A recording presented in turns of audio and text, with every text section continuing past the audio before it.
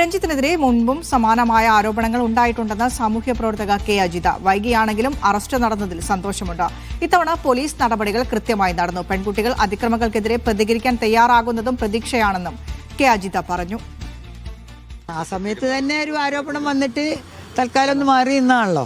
കേസൊക്കെ ഉണ്ടായിരുന്നു, പക്ഷെ പിന്നെ അത് തള്ളിക്കളഞ്ഞ് അതിൻ്റെയൊക്കെ പുറകിന് എന്താ പ്രവർത്തിച്ചതെന്നുള്ളത് നമുക്കറിയില്ല.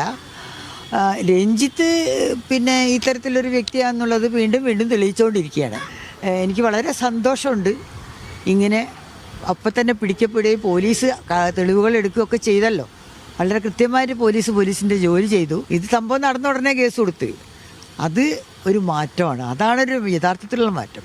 വിമൻസ് എംപവർമെൻ്റ് എന്ന് പറഞ്ഞ സംഭവം അതിലാണ് വന്നിട്ടുള്ളത്.